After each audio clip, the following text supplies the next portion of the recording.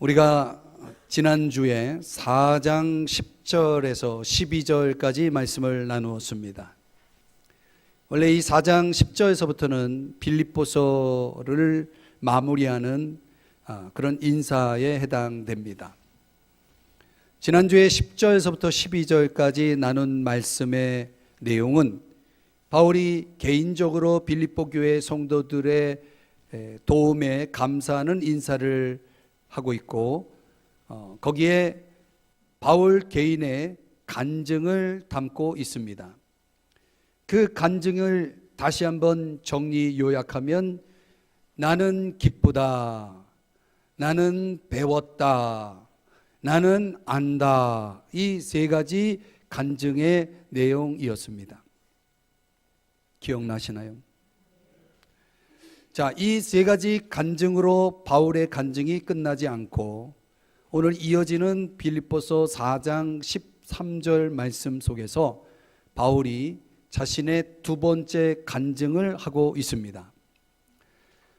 몇 단어 되지 않는 이 빌립보서 4장 13절은 아마도 제가 아는 한 우리 한국교회, 아니 전 세계 그리스도인들에게 가장 사랑받는 말씀이 아닐까, 그렇게 생각을 합니다. 단지 듣고 아는 그런 차원의 말씀이기보다는 바울이 개인적으로 자신의 삶 속에서 경험한 빌립보서 4장 13절의 말씀을 오늘 우리는 어떻게 그 내용을 이해할 수 있고 또 그것을 우리에게, 우리의 삶에는 어떻게 적용할 수 있는지가 궁금해집니다. 저는 오늘 빌립보서 4장 13절 말씀, 오늘 교회 창립주일을 맞이해서 오늘 이 본문에 이르렀는데, 이 말씀을 가지고 바울의 간증 두 번째 내용을 함께 묵상해 보려고 합니다. 이 간증 한 구절 안에는 세 가지 개념의 나, 1인칭 나가 있습니다. 하나씩 그 의미를 중심으로 해서 함께 생각해 보려고 합니다. 첫 번째는 예수님 밖에 있는 나입니다. 한번 따라 하십시다. 예수님 밖에 있는 나. 오늘 성경은 이렇게 시작하죠. 내게라고 시작하고 있습니다. 내게. 한번 따라 하십시다. 내게. 이 내게라는 이 단어 속에 있는 나는 어떤 나일까요? 몇 가지로 요약해 볼 수 있습니다. 첫째는 하나님과 상관없는 나입니다. 우린 신학에서 이런 나를 자연인, 내추럴맨이라고 합니다. 자연인. 이 바울이라는 사람은 예수 믿기 전에 얼마나 예수 믿는 사람들을 힘들게 하고 박해하고 감옥에 집어넣으려고 하고, 그것 때문에 이 바울이 어디로 갑니까? 다메섹이라는 곳으로 가던 그런 중이었습니다. 그러니까 네개라고 할 때 그 네개는 누구냐면 그런 예수 믿는 사람들을 괴롭히는 한 유대인이었다는 겁니다. 두 번째는 그 당시 유대 사회에서는 최고의 엘리트 중에 엘리트라고 할 수 있는 가말리엘 문화에서 수제자로 훈련을 받고 있었던 아주 최고 엘리트였습니다. 그래서 공부를 굉장히 많이 했어요. 근데 우리 교회 안에도 공부를 많이 하신 분들이 있습니다. 공부를 많이 한다는 것은 그분들에게는 하나님의 특별한 축복이라고 생각합니다. 그런데 사람들은 왜 공부를 많이 할까요? 공부를 많이 하는 이유가 뭡니까?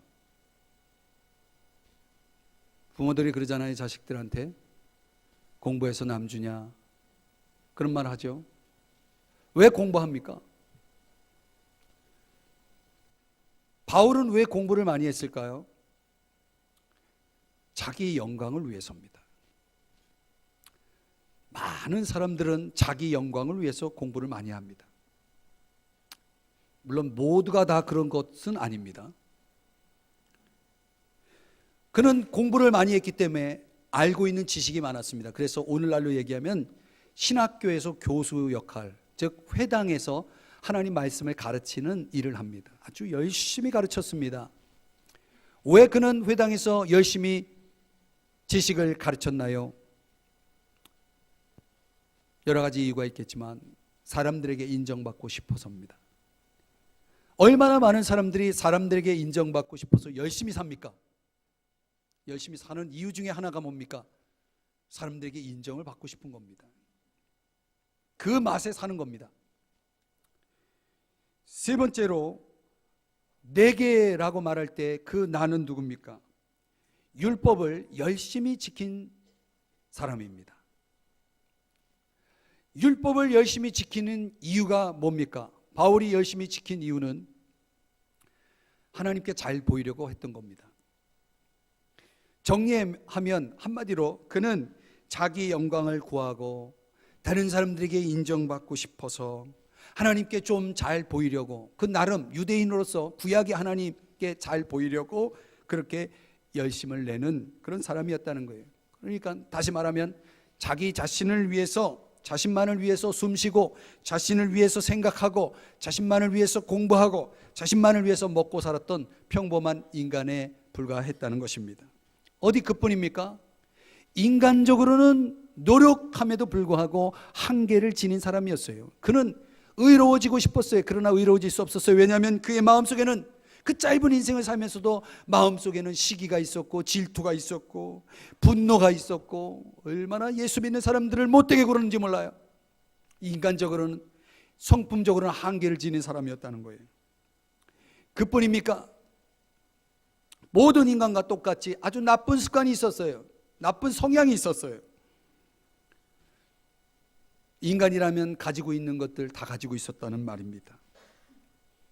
바울이 다른 성경에서 간증하듯이 그는 아주 어떻게 보면 악질적인 인간이었습니다.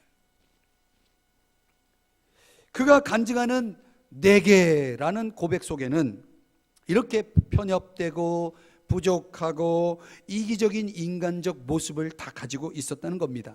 자신만을 위해 살고, 인간적인 노력에도 불구하고 여전히 한계 때문에 발버둥치고, 때로는 악질적인 나라는 바울이 있었다는 거예요. 예수님 밖에서. 이게 내게라는 간증 속에 있는 겁니다. 그런 인간이 하나님 앞에 은혜 받을 자격이 있나요? 그런데 마치 겨울이 지나면 봄이 오듯이 어느 날 그에게 새로운 삶을 살 수 있는 계기가 찾아옵니다. 그게 두 번째 개념의 나입니다. 그 나를 우리는 예수님을 만난 나, 이렇게 표현합니다. 한번 따라 하십시다. 예수님을 만난 나. 저는 오늘 이 주일에 여러분들 중에 아직도 예수님을 만나지 못했다면, 아직도 예수님 밖에서 살고 있다면, 오늘 이 자리가, 이 시간이 여러분에게 예수님을 만나는 시간이 되기를 주의 이름 축복합니다. 그 말씀이, 오늘 그 단서가 13절에서 이렇게 표현합니다. 보실까요? 내게 능력 주시는 자 안에서. 한번 따라 하십시다. 안에서. 이게 중요한 단어입니다. 안에서입니다. 그러니까 바울은 정말 비인간적인 요소를 다 가졌지만 다메섹으로 가는 도중에 태양빛이 아니라 어떤 강렬한 빛이 임하는 겁니다. 사람들은 그 빛을 번개가 쳤다 뭐 이렇게 생각을 했습니다. 근데 바울만은 알아요. 표현할 수 없는 어떤 강렬한 빛이 있었고, 거기에 음성이 있었습니다. 주변에 사람들이 많았지만 바울만 들었습니다. 그 음성이 들려옵니다. 사도행전 9장 4절에 이렇게 주님이 빛과 음성 가운데 나타난 우리 주 예수님이 바울에게 물었습니다. 사울아, 사울아, 내가 어찌하여 나를 박해하느냐. 이 바울이 예수님 믿기 전에 바울은 사울이었어요. 이름이. 그 사울아 사울아 그런 겁니다. 너가 왜 나를 핍박하느냐, 박해하느냐.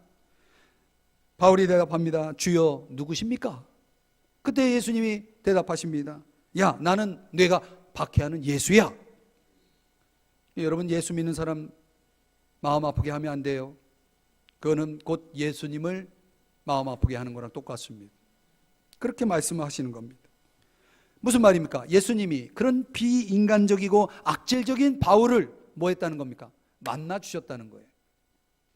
만나 주신 정도가 아니고 지금까지 질투하고 시기하고 자기 유익만 챙기고 예수 믿는 사람들 오게 가두고 못된 짓 다 하고 그런 모든 잘못된 죄악들을 하나도 빠짐없이 다 용서해 주셨다는 겁니다. 심지어 훌륭한 신앙인 스데반이 처형당하는 일에 앞장선 바울이었는데 그런 바울을 예수님이 용서해 주셨다는 겁니다. 그리고 그의 마음속에 있던 그런 질투와 시기, 미움, 분노 이런 것들을 다 제거해 주십니다. 참 놀라운 일이에요. 그리고 그 나쁜 것들을 다 빼내고 제거하고 그 마음속에 능력을 주십니다. 그래서 오늘 바울이 간증합니다. 능력 주시는 자 안에서 이렇게 표현하고 있는 겁니다.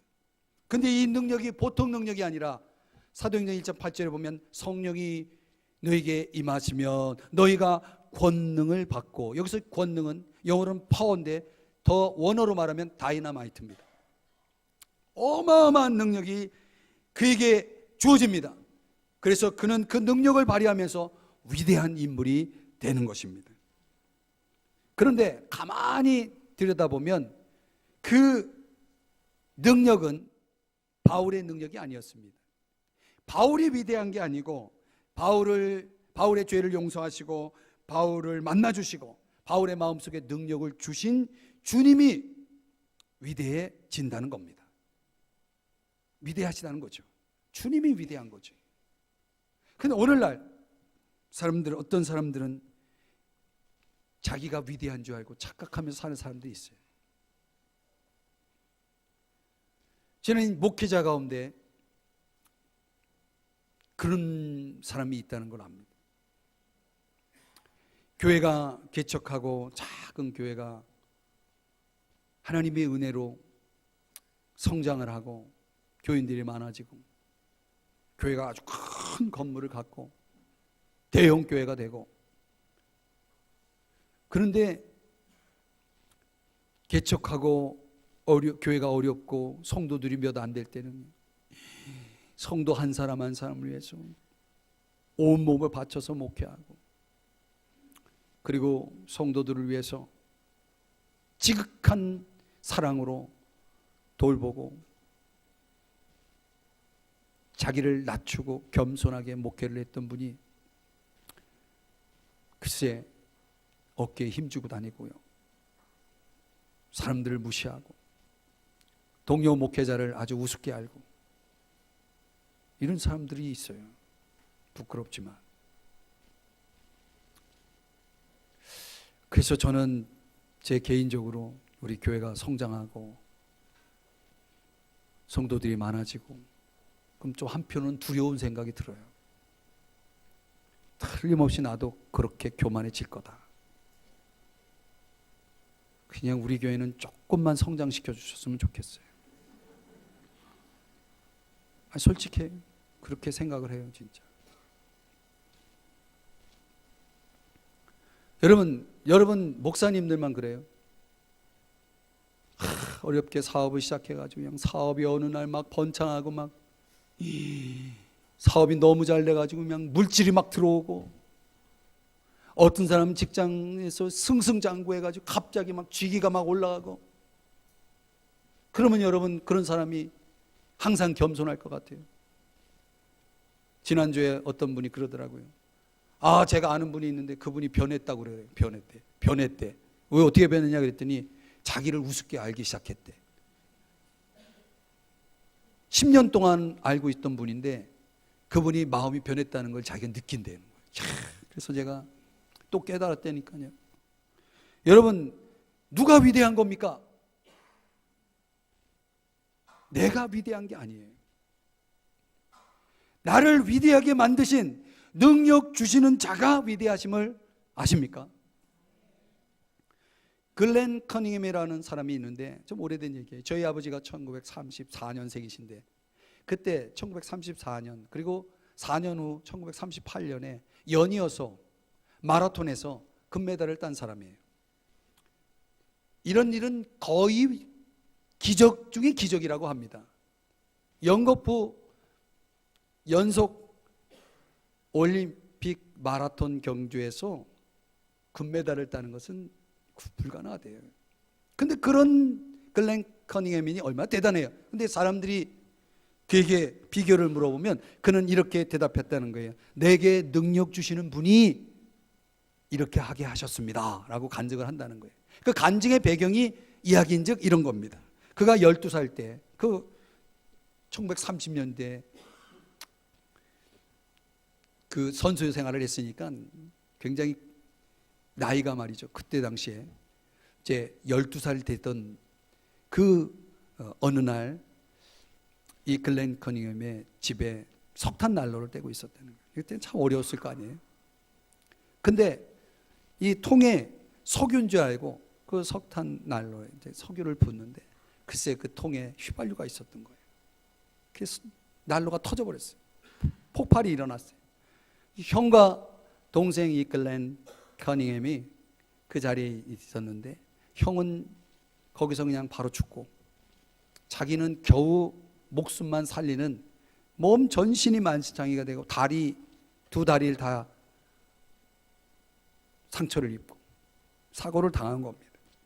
그러니까 더 이상 이제 그 화상의 사고 후유증으로 더 이상 움직일 수 없는 신세가 된 거예요. 그때 그는 이제 절망 가운데 낙심을 하게 됩니다. 더 이상 이렇게 살아서 뭐하나 그런 생각을 하고 있는데 그런데 그 곁에 누가 있었냐면 주님을 깊이 의지하는 어머니가 있었어요. 그 어머니가 그 아들을 돌보면서 계속 이렇게 격려하는 겁니다. 글렌, 주님이 널 사랑하셔. 널 절대로 버리지 않으셔. 주님이 널 다시 걷게 할 거야. 뛰게 할 거야. 넌 달릴 수 있어. 주님께서 너로 하여금 다시 뛰게 할 것을 나는 믿는다. 엄마는 믿어. 너도 믿어야 돼. 그러면서 빌립보서 4장 13절의 신앙을 심어주기 시작합니다. 그리고 어머니의 격려를 받은 이 아들이 조금씩 아주 미세한 변화가 일어나고 나아지기 시작합니다. 어머니가 계속 다리를 마사지해 주면서 너는 뛸 수 있어. 일어설 수 있어. 할 수 있어. 빌립보서 4장 13절의 신앙을 심어주는 겁니다. 나중에 어떻게 됐을까요?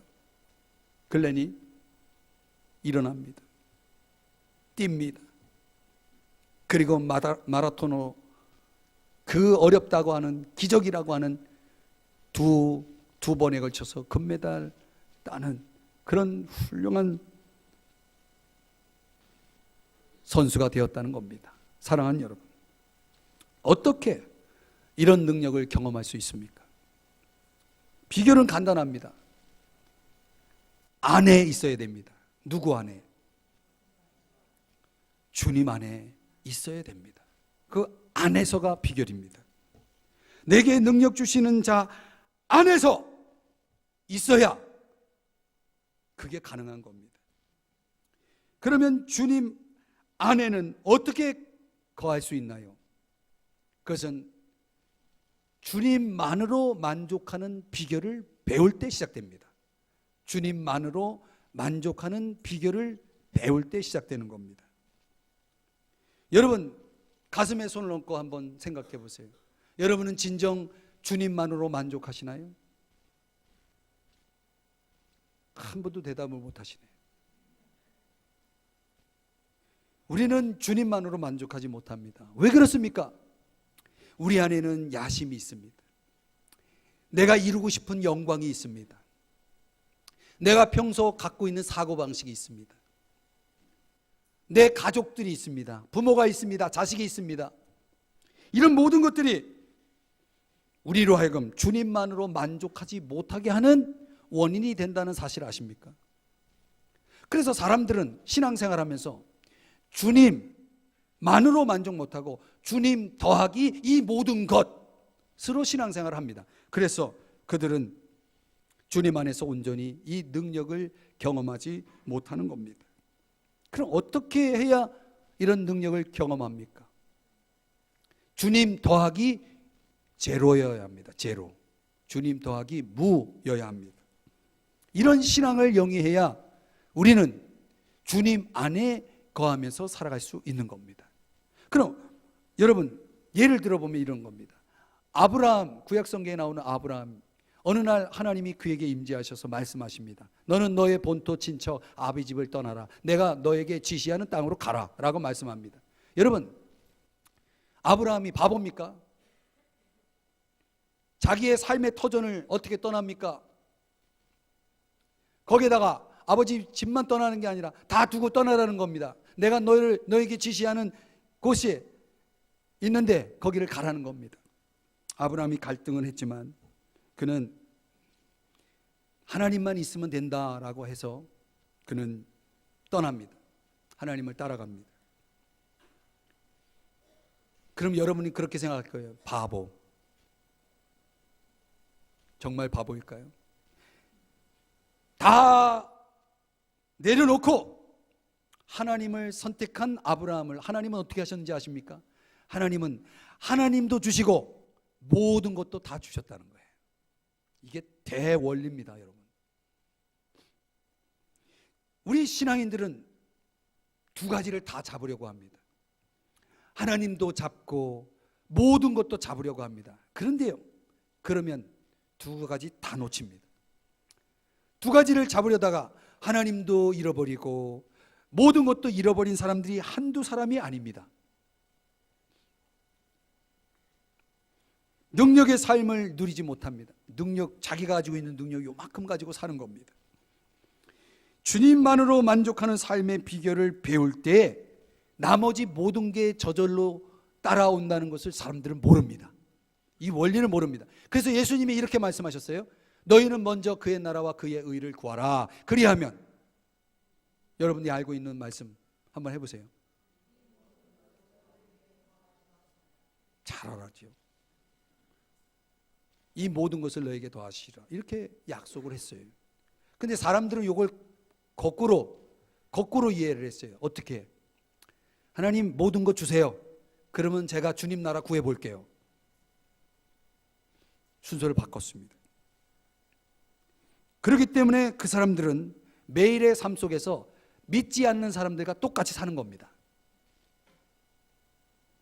모양은 신앙인이지만 속은 믿지 않는 사람과 똑같습니다.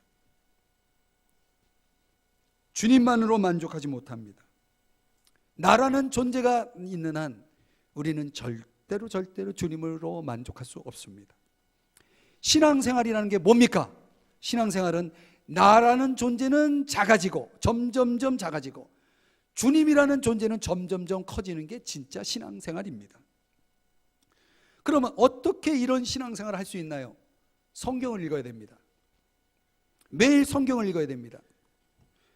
어떤 사람은 그렇게 말합니다. 저는 매일 성경 읽습니다. 그러나 저는 주님만으로 만족 못합니다. 뭡니까 이게? 제가 답을 가르쳐 드릴게요. 그들은 매일 성경을 읽지만 매일 성경을 읽는 목적이 뭐냐면 지적으로 성경을 알고 싶어서 읽는 겁니다. 제가 예언할 수도 있어요. 성경은 일종의 지식입니다. 여러분들이 아무리 머릿속에 지식을 많이 채워놔도 그게 여러분들을 성경적으로 살게 하는 것이 아닙니다. 성경적으로 살려면, 진정한 신앙생활을 하려면 여러분들은 성경을 알고 싶어서 성경을 읽는 것이 아니고 주님을 만나기 위해서 성경을 읽어야 됩니다. 중요한 말씀을 지금 드리고 있는 겁니다. 주님을 만나기 위해서 성경을 읽고 주님을 깨닫기 위해서 성경을 읽고 주님 안으로 들어가기 위해서 성경을 읽어야 되는 겁니다. 그러면 나는 작아지게 되어 있고 주님을 깊이 만나게 되는 겁니다. 여러분, 저 유명한 로렌스 형제라는 사람이 하나님의 임재 연습이라는 책을 썼습니다. 그는 어느 한 수도사의 요리사에 불과했습니다. 음식 요리하고 불 떼주고 청소하고 그런 평범한 신자였습니다. 그런데 그 수도원 안에는 쟁쟁한 신부들이 있었습니다. 성경을 깊이 연구하고 주님 앞에서 기도도 많이 하고 성경도 가르치고 하나님에 대해서 소개하고 이런 전문가들입니다. 그런데 그 수도원 안에 그 많은 쟁쟁한 전문가 신부들에게 하나님이 임재하지 않고 기껏 요리사인 이 로렌스 형제에게 주님이 임재하십니다. 왜 그랬을까요? 주님은 그렇게 전문적으로 성경을 읽는 사람들을 만나주시지 않았습니다. 그러나 로렌스 형제는 성경 속에서 주님을 만나고 싶어 성경을 읽었습니다. 그리고 성경대로 살았습니다. 그래서 그는 주님을 깊이 만나고 그가 어디에 가든지 주님은 임재하셨고 그를 놀랍게 쓰셨습니다. 다시 말씀드립니다, 여러분. 신앙생활은 주일날 교회 오는 게 아닙니다. 제가 전도하면서 이렇게 말합니다. 혹시 신앙생활 하십니까? 네, 저 열심히 교회 다녀요. 아, 그거 말고요. 혹시 신앙생활 하시냐고요? 예, 교회 열심히 다닙니다. 어떤 사람은 그렇게 생각합니다. 주일날 교회를 열심히 오는 걸 신앙생활이라고 생각합니다. 아닙니다. 그거는 신앙생활이 아니고 종교생활입니다. 신앙생활은 매일 주님을 만나는 겁니다. 매일 주님을 만나야 그게 진정한 신앙입니다. 매일 주님을 만난다는 것은 주님을 만나기 위해서 성경을 읽고 주님이 그러면 그런 사람에게 주님이 말씀을 주십니다. 여러분이 성경을 그냥 읽는 것 같아도 주님 만나기 위해서 성경을 읽으면 주님이 만나 주십니다. 그리고 주님이 여러분에게 꼭 필요한 말씀을 주십니다. 그때 여러분들이 아멘 해야 됩니다. 아멘 해야 됩니다. 아, 싫어요. 나 하고 싶은 대로 할래요. 그런 사람이 있고 아멘 하는 사람이 있습니다. 여러분, 이 시간도 설교를 통해서 주님의 말씀을 듣는 여러분들 안에도 두 종류가 있습니다. 계속 목사님 빨리 설교 끝내요, 집에 가게. 그래서 계속 말씀을 밀어내고 주님을 밀어내고 딴 생각하고 있는 사람이 있고 틀림없이 있습니다. 어떤 사람은 저 말씀대로 살아야지 그러면서 말씀을 받고 말씀대로 순종하려고 빨리 예배가 끝나기만 해봐라, 가서 순종해야지, 이렇게 하고 설교를 듣는 사람이 있습니다. 주님은 누구와 함께 하실까요? 주님은 누구에게 임재하실까요? 여러분이 답을 합니다. 여러분에게 하나님이 예를 들어서 형제 자매가 헐벗고 먹을 양식이 없다 말이죠. 그 사람 도와주라라고 말씀하십니다. 무슨 소리예요? 지금 나 먹기 살기도 바쁜데. 이렇게 반응한 사람이 있고 아멘, 저도 어렵지만 그 사람 돕겠습니다 하고 탁 즉각 순종한 사람이 있어요. 악으로 악을 갚지 말라, 용서하라 라고 말씀을 주님이 주셨는데 무슨 소리입니까? 제가 그 사람을 어떻게 용서합니까? 그렇게 받아들인 사람이 있고 주님이 그렇게 말씀하시니 솔직히 제 마음은 내키지 않지만 순종하겠습니다. 그리고 용서하는 사람이 있고. 여러분, 예수님을 만난 나라는 간증은, 그런 나의 간증이라는 것은 이런 조건 없이 하나님 말씀에 순종하고 따르는 나를 고백하고 있는 겁니다. 그런 나가 있는 사람입니다. 근데 예수님을 만났다 그러면 주님 안에 거하는 나입니다. 주님만으로 만족합니다. 주님 더하기 모든 것이 아니라 주님 더하기 무, 그러면 주님은 주님 더하기 모든 것을 주십니다. 그리고 그는 조건 없이 하나님 말씀을 듣고 깨달은 걸 가지고 순종합니다. 조건이 없습니다. 주님 뜻이라면 순종하는 겁니다. 그때 주님은 능력을 주시는 겁니다. 그래서 능력 주시는 자 안에서의 나를 간증하며 살게 되는 겁니다. 여러분 아십니까? 세 번째로 바울은 오늘 이 본문에서 예수님 안에 있는 나를 간증합니다.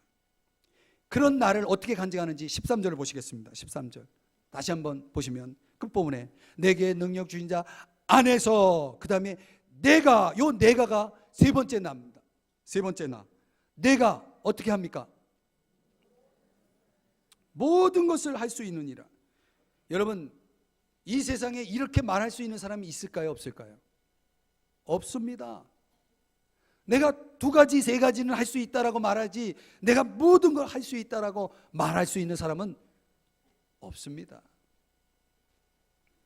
그러니 이렇게 말할 수 있다면, 이게 사실이라면 그는 위대한 나입니다. 아마 가장 위대한 나가 되는 겁니다. 처음에 나는 예수님 밖에 납니다. 죄인인 납니다. 자기 실속만 차리는 납니다. 남 미워하고 시기하고 상처 주는 납니다. 그런 나가 예수님을 만나면 변화되는 겁니다. 그래서 갈라디아서 2장 20절에 사람이 되는 겁니다. 내가 그리스도와 함께 못 박혔나니 그런즉 이제는 내가 사는 것이 아니요, 내가 사는 것이 아니라고 내가 그 나를 간증하고 있습니다. 이제 내가 사는 것은 육체 가운데 나를 사랑하사 나를 위해 자기 자신을 모신 하나님의 아들을 믿는 믿음 안에서 사는 것이라. 믿음 안에서 사는 나를 간증하고 있습니다. 사랑하는 여러분, 믿음 안에서 살 때에 주님은 그에게 능력으로 임재하시고 기쁨으로 임재하시고 인도해 주시고 동행해 주시는 줄 믿으시기 바랍니다. 그래서 주님이 모든 것을 할 수 있는 분이기 때문에 우리는 내가 모든 것을 할 수 있다는 간증을 할 수 있게 되어지는 겁니다. 사랑하는 여러분, 그리스도인의 삶이라고 하는 것은 어려운 게 아닙니다. 어려운 게 아닙니다. 그것은 불가능한 것입니다.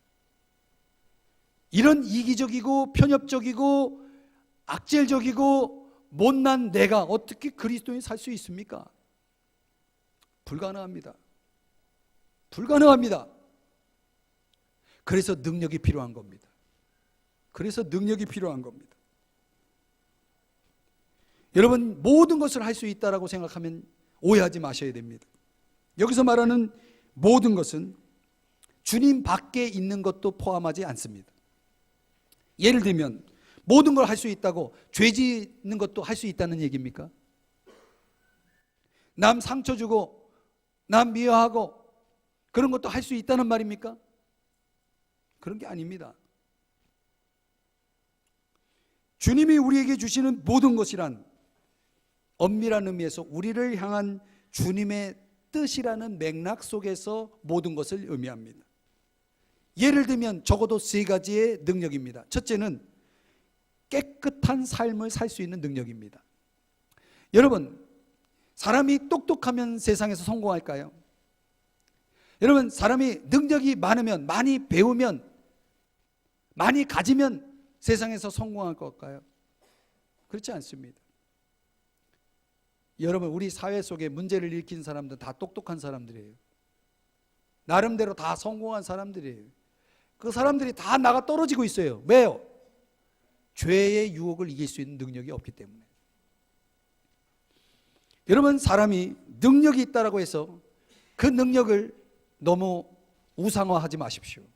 능력 있는 사람, 얼마나 많은 능력 있는 사람들이 넘어지고 쓰러지고 실족하고 죄짓고 남 이용하고 속이고 자기 영리를 위해서 사람들을 이용해 먹고 이런 똑똑한 사람들이 너무 많아요. 그런 거는 능력이 아닙니다, 여러분. 내가 모든 것을 할 수 있다. 이거는 그런 모든 유혹들, 그런 유혹이 있습니다. 있지만 그것을 이겨낼 수 있는 능력을 가지고 사는 그런 모든 것을 할 수 있는 사람인 것입니다. 다른 사람의 유익을 위해 사는 능력도 포함됩니다. 인생의 목적은 어디에 있습니까? 나를 위해서 있습니다. 그런데 어느 날 능력 주시는 자 안에 들어온 사람은 내가 아닌 다른 사람을 위해서 살 준비가 됩니다. 그래서 그동안은 자기에게 주어진 물질을 자기만을 위해서 사용했다면 이젠 다른 사람들을 위해서 베풀고 다른 사람들을 위해서 희생하고 다른 사람들을 사랑하고 섬기는 일을 했습니다. 다른 사람들을 전도하게 됩니다. 내 인생의 목적은 나를 위한 것이 아니라 다른 사람을 위해서 존재한다는 것을 인식하며 살아가게 됩니다. 이런 건 거의, 아니 절대로 불가능합니다. 왜냐하면 우리는 다 이기적인 유전자를 다 가지고 있기 때문에 그렇습니다. 그래서 사람들은 다 자기를 위해 삽니다. 저는 깜짝 놀래요. 뭐 때문에? 사람들이 얼마나 자기밖에 모르는지요. 이 목사님 세계에도 그런 사람이 있습니다. 다른 사람 막 이용해 먹고, 사람들을 이용해서 자기 영리 추구하고, 목사가 그 정도면은 일반 사람들은 더 할 거예요. 제가 볼 때. 다른 사람이 어떻게 생각하든, 다른 사람이 상처를 받든 말든 신경 안 쓰면서 자기 하고 싶은 대로 사는 그런 이기적인 존재들이 얼마나 세상에 많은지 몰라요. 세상에 어떻게 저런 사람이 있을 수 있나, 이런 생각을 하면서 놀래요. 심지어 예수 믿는다라고 하는 사람들 안에도 그런 사람들이 있어요. 부끄럽지만 이거는 다 뭐가 없어서요? 다른 사람을 위해 살 수 있는 능력이 없어서입니다. 여러분, 이걸 깊이 받아들이셔야 됩니다. 아, 내가 다른 사람을 위해 살 수 있는 능력이 없구나. 조금만 저 사람의 입장에서 생각해도 그런 말 안 할 텐데, 그런 행동 안 할 텐데. 사랑하는 여러분, 모든 것을 할 수 있다는 것은 궁극적으로는 하나님 영광을 위해 사는 능력입니다. 여러분은 왜 살아요? 여러분은 왜 잠을 자요? 여러분 왜 일해요? 여러분 왜 공부해요? 왜 결혼해요? 그것이 진정 주님의 영광을 위해서입니까? 그게 능력이에요. 장바니에라고 하는 사람이 쓴 인간되기라는 책이 있는데, 그 책에 의하면 사람이 자기 존재를 찾아가는 과정에는 두 가지가 있다는 거예요. 사람이 사람 될 수 있는 과정엔 두 가지가 있대요. 사람이 사람이지 뭐 사람이 될 수 있다라는 거, 이게 말이 안 되는데, 그 장바니에라는 사람의 논리는 그래요. 인간되기라는 그 책에서 그렇게 밝히고 있어요. 그 첫 번째가 뭐냐면, 사람이 두려움이 생기면 인간처럼 된대요. 인간이 된대요. 그 두려움이 뭐냐면, 내가 무능하다는 걸 깨닫는 두려움. 여러분이 가진 재산, 여러분이 가진 건강, 여러분이 가진 명예, 그거 별거 아니에요. 아무것도 아니에요. 어느 순간 그걸 깨달아요. 내가 무능하다는 거, 내가 아무것도 아니라는 걸 깨닫습니다. 그때 사람이 사람다워진다는 거예요. 두 번째, 내가 할 수 있는 것이 요만큼이다라는 걸, 그때 그걸 알 때, 그건 우리는 한계라고 그러죠. 한계. 내가 할 수 있는 게 요만큼 있어요. 더 이상 못해. 아무것도 할 수 있는 게 없어요. 그 한계를 깨달을 때 사람이 된대요. 저는 이 장바니에의 이 책에서 밝히고 있는 이 두 가지는 너무너무 중요한 영적 깨달음이라고 생각합니다. 바울은 이 두 가지를 깨달은 사람이에요. 자기가 가지고 있는 게 이게 아무것도 아니라는 것 깨달았고, 내가 할 수 있는 게 요만큼밖에 없구나라는 걸 깨달았어요. 그래서 그는 능력 주시는 자 안으로 들어가기로 결심을 합니다. 주님을 찾습니다. 주님께 엎드립니다. 주님을 자기 목적을 위해서 사용하지 않습니다. 주님께 전폭적으로 맡깁니다. 그래서 그는 이런 간증을 하면서 살게 된 겁니다. 내게 능력 주신 자 안에서 내가 모든 것을 할 수 있느니라. 사랑하는 여러분, 말씀을 정리할게요. 저는 오늘 이 교회 창립 주일을 맞이해서 빌립보서 4장 13절 말씀을 주신 것을 감사합니다. 이 말씀이 오늘 이 49주년을 맞이하는 우리 교회에 꼭 필요한 말씀이라고 저는 확신했습니다. 우리 교회 안에는 예수님 밖에 있는 나가 있습니다. 그들이 많습니다. 아직도 모양은 예수 믿는 것 같은데 자기만을 위해 살고, 인간적인 한계 속에서 발버둥치면서 살고, 때로는 악하게 살고, 그런 나들이 있습니다. 그런 분들이 다 예수님 만나는 나가 되기를 축복합니다. 주님 안으로 들어오고, 주님만으로 만족하고, 주님 말씀이라면 조건 없이 순종하는 그런 나, 예배를 통해, 말씀을 통해, 기도를 통해, 형제자매 교제들을 통해서 주님을 깊이 만나고, 그래서 주님이 주신 능력으로 살아가는 여러분 되시길 주의 이름으로 축복합니다. 그러면 여러분들은 예수 안에 있는 나가 되는 겁니다. 그러면 깨끗한 삶을 살게 됩니다. 다른 사람을 위해 살 줄 알게 됩니다. 하나님께 영광을 돌리는 삶을 살게 되어지는 것입니다. 사랑하는 여러분, 오늘 이 말씀, 여러분의 평생에 잊지 말고 죽을 때까지 겸손하게, 죽을 때까지 주님 앞에 설 때까지 다른 사람을 위해서, 하나님 영광을 위해서 살아가는 여러분 되시기를 다시 한번 주님의 이름으로 축복드립니다. 축복드립니다. 우리 다 같이 자리에서 일어나서 찬송